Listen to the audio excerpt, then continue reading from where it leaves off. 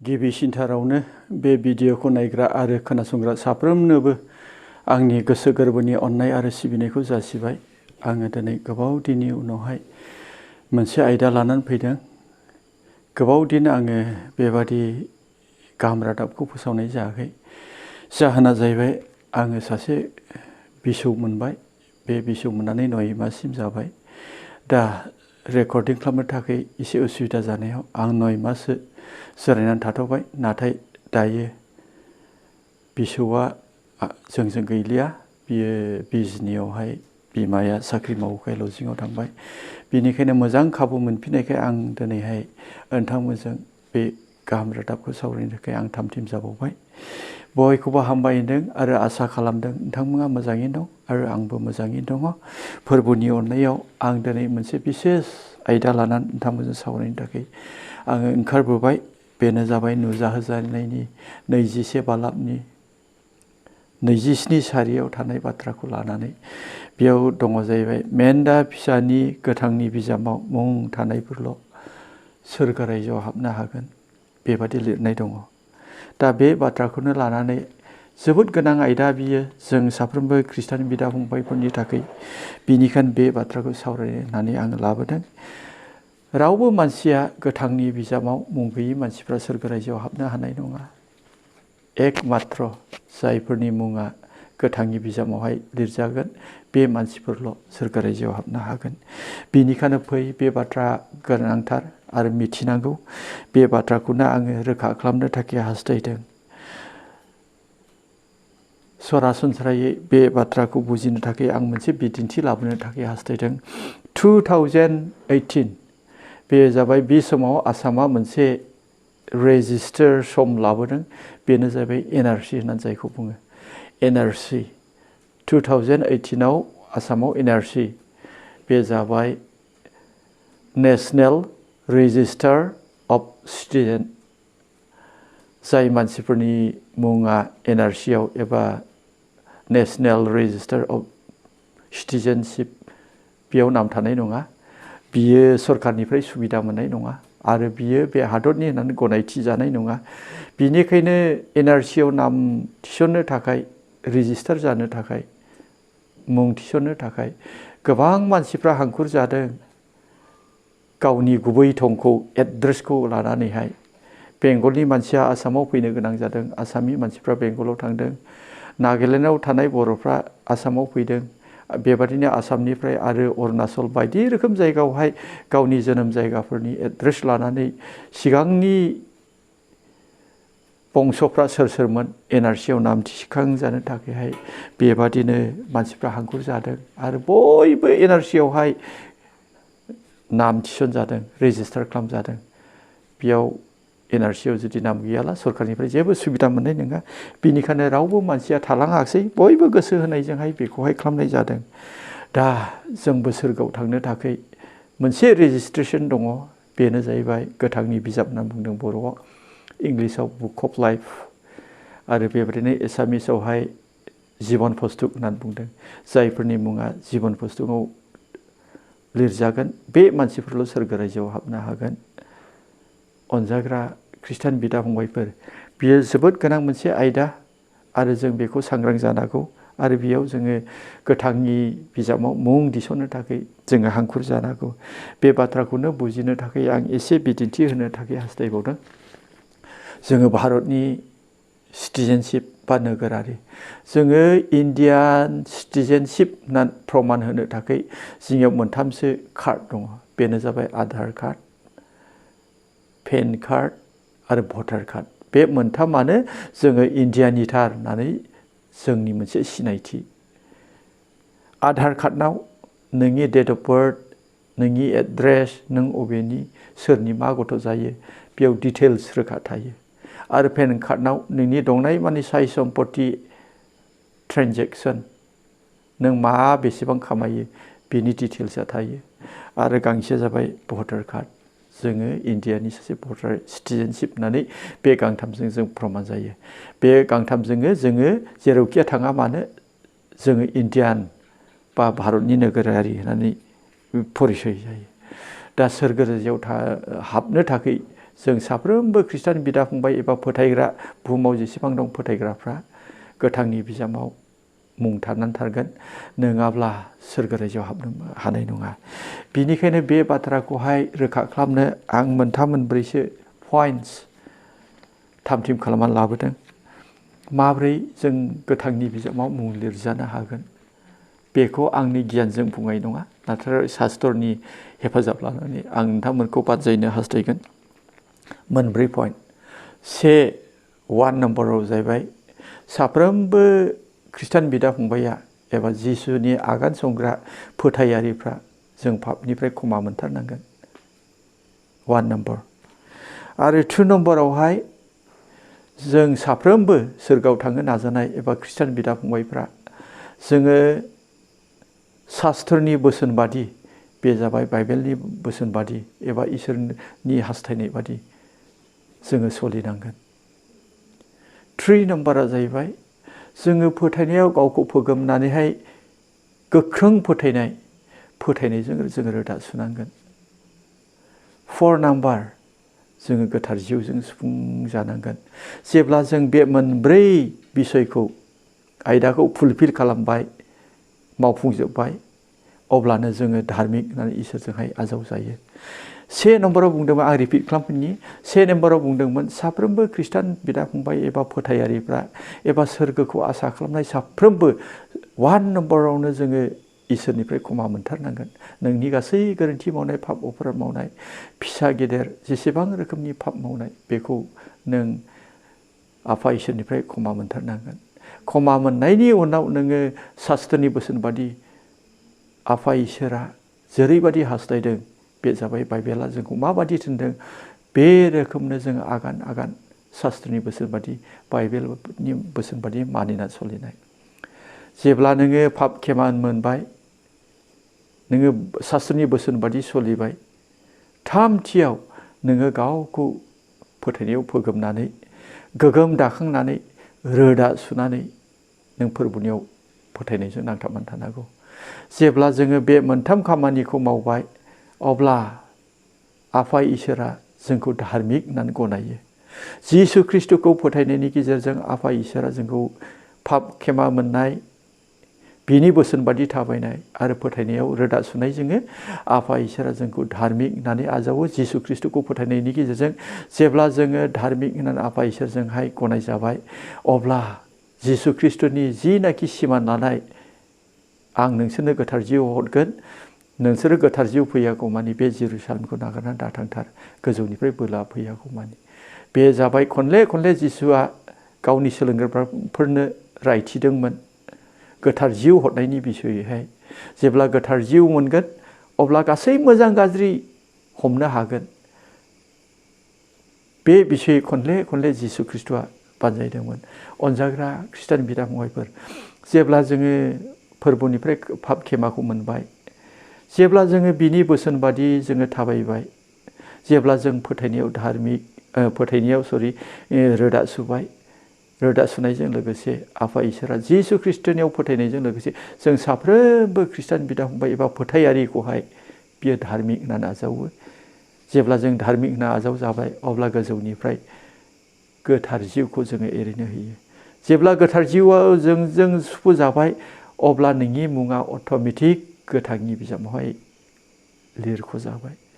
अनजाग्रा खृष्टान बिदा फंबायफोर, बिनिखायनो जोङो बे गोथांनि बिजामाव मुं थिसनजानो थाखाय नैबे फारियै बुंनाय बाथ्राफोरखौ साफ्रोमबो फोथायारिफ्रा मावनो गोनां।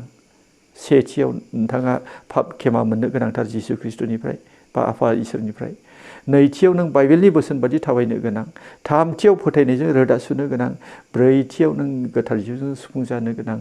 जेब्ला गोथार जिउजों सुफुंजाबाय, अब्ला आफा इसोरा जों साफ्रोमखौबो धार्मिक होननानै आजावबाय। जेब्ला धार्मिक होनना आजाव जाबाय, अब्ला नोंनि मुङा गोथांनि बिजामावहाय बियो अट'मेटिक थिखांजाबाय। बेनिखायनो आं बे रावजों नोंथांमोनखौ थुलुंगानो थाखाय हास्थायदों। जेब्ला जोङो गोथांनि बिजामावहाय जोंनि मुङा गाखोबाय, अब्ला जोंनि साननाय हनाय आखल आखु बे गासैबो चेन्ज जाजोबो, सोलायनाया फैजोबो जोंनियावहाय। जों गोदान लामाजों थाबायो। जोङो बयबो खृष्टान बिदा फंबायफ्रा जों जाखायनि सोमोन्दै मिथिगौ। जाखाया बयनिख्रुइ पापिसिन थगायसुला सासे खाजोना खांग्रा अफिसारमोन, गेदेर मानसिमोन, खाजोना खांग्रानि गेदेर मानसिमोन। बियो जोबोद थगायदोंमोन खाजोना खांनायजों। जेब्ला जिसु ख्रिस्ट'आ बिनियाव आलासि जानो थांदों, जिसु ख्रिस्ट'आ जेब्ला आलासि जानो थांदों, अब्ला बियो जिसु ख्रिस्ट'निफ्राय गेदेरथार पाप नागारजानायखौ मोन्दों। जेब्ला बियो पाप नागारजानायखौ मोन्दों, बियो बेबादि सोलायनाय फैदों। बियो गावनि सिगांनि मावनायखौ नागारनानै बियो इसोरनि बोसोन बादि मावफुंदों। जाय मानसिफोरनियाव थगायदोंमोन, जाय मानसिफोरखौ सोलायना लादोंमोन, बियो 4 गुन होफिनदों होननानै शास्त्रआव लिरनाय दङ।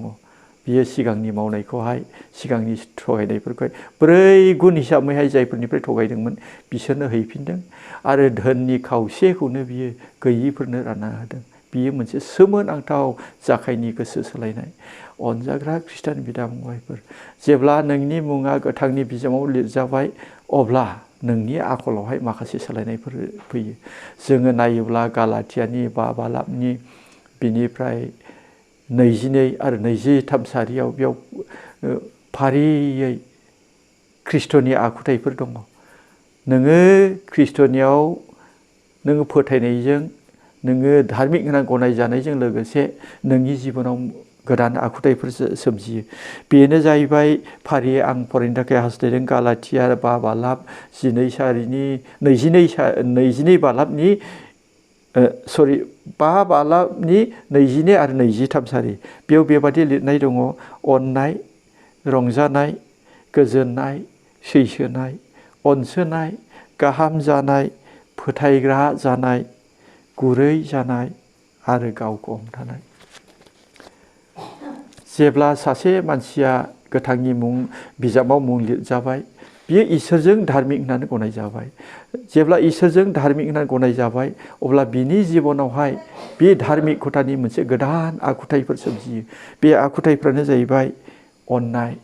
नों सिगां माबोरैमोन, नाथाय नोङो धार्मिकता जिउ खुंनायनि उनाव नोंनि जिबनाव अननाय, इस्सा जानाय, गुबुनखौ अननो इस्सा जानाय, गुबुनखौ हेफाजाब होनो इस्सा जानाय, बे गोसोआ नोंनियावहाय जायो।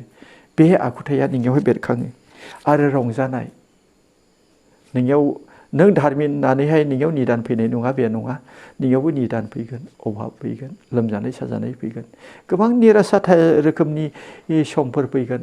नाथाय नों जेब्ला धार्मिक होनना फोरबोजों गनायजाबाय, निरासानि समाव, अभाबनि समाव, लोमजानाय समाव, एनिटाइम किसिम किसिमनि बे निदानफोरनि समावबो नोंनि जिबनाव रंजानाया अरायबो थागोन। बियो नोंनि निदानजों बे रंजानाया गोमानानै थांनाय नङा। बियो जाबाय धार्मिकनि आखुथाय। आरो गोजोननाय, नोंखौ जेरैखि साना मानसि गुबुनफ्रा, नोंखौ जेरैखिया राया मानो, नोंनियाव गोजोननाया नोंनिफ्राय गोजान जाथारनाय नङा। नों बेबादि रायजानाय समावबो, नों बेबादि गोखानि दिनफ्रावबो नोंनियावहाय गोजोननाया थाबाय थागोन। आरो 4थियाव सैसोनाय। जोङो संसाराव थासान्दि गोबां सैथावि बिसयफोर फैयो। खोथा बाथ्रानि सैसोनांनाय फैयो। उसुं खाथिजों समाजावहाय बाथ्रानि सैसोनाय फैयो। नाथाय समाजाव, उसुं खाथियाव नों जेरावखि थाङा, जिखि बुंजाया मानो, नोंनि जिबनाव सैसोनाया जेब्लायबो थागोन। नोङो बे गाज्रिफोरखौ गनायनानै आजावनानै सैसोनानै लागोन। बेयो जाबाय धार्मिकतानि आखुथाय एबा गोथांनि बिजाबाव थानाय मानसिफोरनि आखुथाय। आरो अनसोनाय, गुबुनखौ अननो इस्सा जानाया नोंनियाव जाबाय थागोन। गाहाम जानाय, हाजार गाज्रिया नुजाफैया मानो नोंनियाव गाहामा जागोन। धार्मिकताजों लोगोसे नोंनियाव गाहामा जागोन। नोंनि फिसाफ्रा नों हास्थायनाय बादि फोरबोआ नोंनि फिसाखौ दाखांगोन। नोंनि न'खराव बाख्नाय जानाया फैगोन। नोंनि न'खरा बयजोंबो गोजोननाय न'खर होनना नुजागोन। गासै बिसेयाव गाहामा नोंनियाव जागोन। फोथायग्रा जानाय, बेबो मोनसे धार्मिकतानि आखुथाय। जिसु ख्रिस्ट'आ थमासखौ बुंदों, नोंसोर नुवालाबा फोथाय। शास्त्रआ जोंखौहाय फोथायसुला जाजानो लुबैयो। सोरबा मानसिया नोंखौ इनायै थगायदोंब्ला बिनि बिसारा फोरबुनियाव थागोन। आरो बेनि उनाव जाबाय गुरै जानाय। गुरै जानाया धार्मिकतानि मोनसे मोजांथार आखु। बाख्नायजानाय आखु, बे गुरै जानायानो नोंनि जिबनाव बाख्नायजानायखौ लाबोगोन। बियो उमुक समावहाय बेबादि बुंजादोंमोन, नाथाय जेबो बुंथाराखै बेस्रा गुरैथार बाख्नायजानाय, बयजोंबो अनजानायखौहाय बे गुरै गोसो बियो लाबोयो। आरो जोबथानायाव गावखौ हमथानाय। जोङो संसाराव दंखाय रायजो जानायाव धन सम्पति सामाजिक समाजाव थानायखाय गोबां बाथ्राफ्रा हेंथा गोग्लैगोन, गोबां बाथ्राफ्रा भुल बुजाबुजि जानानै राग जोंगोन, नोंखौ खोथा बुंगोन। नाथाय नोङो धार्मिक खोथा, नों गोथांनि बिजाबाव नोंनि मुङा दङब्ला नोङो गावखौ हमथानो हागोन एबा गावखौ हमथाथारगोन। गुबुना जेरैखि बुङा, गुबुना जेरैखि साना, गुबुना जेरैखि निन्दिया, नोङो धार्मिक खोथा हिसाबै बे गासैखौबो गावखौ हमथागोन। अनजाग्रा बिदा फंबाय, फै जोङो गोथांनि बिजाबाव मुं गैयाब्ला शास्त्रआ बुंदों बिसोर गासैबो बाहेरायावसो थानांगोन। बिनि ओंथिया जाहैबाय नोरोगाव थांजोबनांगोन। जायफ्रा गोथांनि बिजाबाव मुं थानाय नङा बिसोरो गासैबो नोरोगाव थांजोबगोन। बिनिखायनो जोङो गोथांनि बिजाबाव मुं लिरजानो थाखाय जोङो जोंनि पाप खेमा मोननायखौ मोनथारनांगोन फोरबुनिफ्राय। जोङो शास्त्रनि बोसोन बादि थाबायनांगोन। बेनिफ्राय जोङो फोथायनायाव रोदा सुनांगोन। गोथार जिउजों जोङो सुफुं जागोन। अब्ला इसोरा जोंखौहाय जिसु ख्रिस्ट'खौ फोथायनायनि गेजेरजों जोंखौ धार्मिक खोथा होननानै आजावो। बे धार्मिक खोथानि गेजेरजों गोथांनि बिजाबाव मुङा थिसनजायो। अनजाग्रा बिदा फंबायफोर, गोबां खृष्टानफोर दं जेरैबायदि आखु जानो हागौमोन, जेरैबायदि रायजो जानो हागौमोन, जेरैबायदि समाजाव सोलिनो हागौमोन, जेरैबायदि आसार बेबहार सोलिनो हागौमोन, बेबादि नङालाबानो इसोर हामजायैफोरबादि बेबादि गोबां मावग्रा मानसिफोर दङ। शास्त्रआ खोथादों जायफ्रा बेबादि दुष्ट हाबा मावो, बे दुष्ट हाबा मावग्रा मानसिफोरनि मुंखौ जोलै गैयै मानसिफोरनिजों लिरदो। जेरेमियाना बेखौ इसोर जिउआ बुंदों 17 बालाबनि 13 सारियावहाय। जाय मानसिफ्रा दुष्ट मावो, इनाय हाबा मावो, इसोर फोथायग्रा जानानैबो शास्त्रनि बोसोन बादि थाबाया, फोरबुनि लुबैनाय बादि मावा, बे मानसिफोरनि दुष्ट मानसिफोरनि मुंखौ जोलै गैयै मानसिफोरनि मुंजों लिरदो। जेरेमियाना बेखौ बुंदों। बे जाबाय जोलै गैयैया सैतानफोर। बिसोरो सैतानफ्रा जुदि 33 कौटिब्ला बिनि सासेबो बाराया। बिसोर थैनोबो रोङा, बारायनोबो रोङा, जोनोमबो जाया। 33 कौटि जुदि सैतान दंब्ला बुहुमाव बे 33 कौटियानो बिसोर बानायनो रोङा। बेबादि मानसिफोरजों बिसोरजों लिरफादो दुष्ट मावग्रा खृष्टान बिदा फंबायफोरनि नामखौ इसोर जिउआ बेबादि बुंनाय जादों।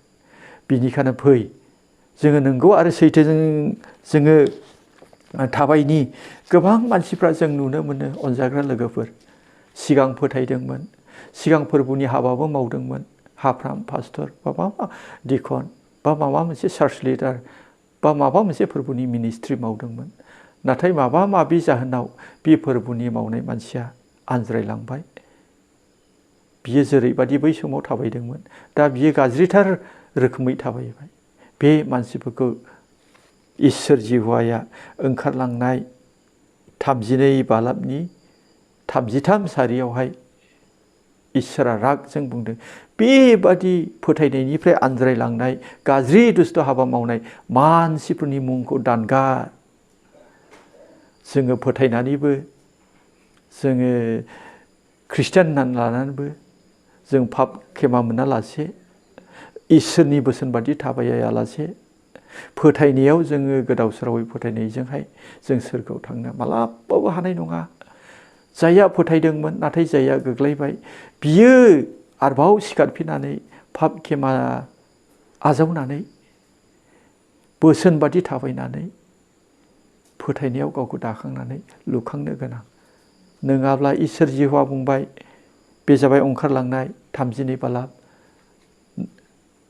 33 सारि, बिसिनि मुंखौ दानगार। अनजाग्रा ख्रिस्ट' लोगोफोर, इजराइलफोरनि गिबिसिन राजाया शौल राजा।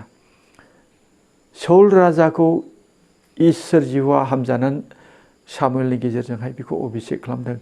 जोहोलाव समाव इजराइलनि थाखाय बेनो राजा जाथोंसै, बे हिसाबै बियो राजा जादों। जेब्ला राजा जाबाय, जेब्ला देरहासार राजा जाबाय, बोलोगोरा राजा जाबाय, अब्ला बे इसोरखौ बावबाय। गासै शास्त्रनि बोसोनखौ सिफायजोब्बाय बियो। इसोर थिननाय बादि मावाखिसै। नाथाय जाय मानसिफ्रा गोथै इसोरखौ सिबियो, बे गोथै इसोर सिबिग्रा मानसिफोरनि बोसोनजोंसो थाबायबाय। बिनिखायनो इसोर जिउआ बिखौ राग जोंहान बिनिफ्राय गोथार जिउखौ बोखारनाय जादों, बिनो गाज्रि जिउ होनाय जादों। जोबनायाव बियो गावनि सान्थ्रि गाहायनि थरलखौ बख'नानै गावखौनो सुथारना लादों। बियो बासायजानायखौ मोननो हायाखिसै। इसोर जिउहानि अभिषेक मोनदोंमोन। जि दिनाव सामुएला बेखौ अभिषेक खालामदों थावजों, बे दिनावनो गोथार जिउआ बिनियाव फैदोंमोन।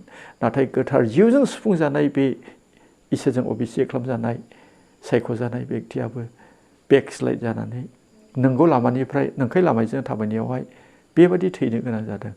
अनजाग्रा खृष्टान बिदा फंबायफोर, जोङो माखौ लानानैहाय एसेबां जोङो खुंफ्रोमबो देवबाराव जों गावनि खुगाजों इसोरखौ मेथाइ खननानै बाख्नायदों, सिबिदों। गोबां मोजां मोजां कनफारेन्सआव जों पार्टिसिपेट खालामदों।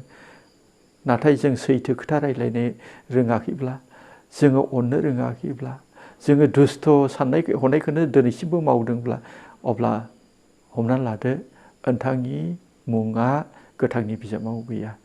जाय मानसिफ्रा बोराबो, रागा जोङो, हिंसा खालामो, एसेयावनो गोखा एबा मोनसा मोननानै थायो, बे मानसिफोरनि मुङा माब्लाबाबो गोथांनि बिजाबाव थानाय नङा। एकमात्र जायफ्रा पाप क्षमा मोनबाय, इसोरनि बोसोन बादि थाबायो, फोथायनायाव रोदा सुबाय, गोथार जिउजों सुफुंजाबाय, ख्रिस्ट'खौ फोथायनायजों धार्मिकता होननानै आफा इसोरजों गनाय जाबाय, बे मानसिफोरनिल' गोथांनि बिजाबाव मुं थागोन। आरो बे मानसिफोरल' सोरगोआव हाबनो हागोन। बे रावजों आं बेखौनो थुलुंगानो थाखाय हास्थायदों। नोंथांमोना निस्सय बुजिदों। जों उन्दैनिफ्राय जोनोमनिफ्राय खृष्टान जाबाय हिसाबै जोङो गोथांनि बिजाबाव मुङा लिरजायाखैब्ला, दिनैसिम पाप क्षमा मोनाखैब्ला, फोथायनायाव गोख्रों जायाखैब्ला, शास्त्रनि बोसोनजों जोङो थाबायनो हायाखैब्ला, जों साननांगौ गोनां दङ। अनजाग्रा खृष्ट लोगोफोर, बे बाथ्राखौ बुंनानै आं दोनथ'नो थाखाय हास्थायबाय। खोनासंग्रा साफ्रोमनिबो जिबनावहाय सिरि मोनखांनाय, सानखांनाय, पाप क्षमा मोननाय फोथायनाया दाखांजाथोंसै। आं बेखिनिखौनो बुंनानै दोनथ'बाय।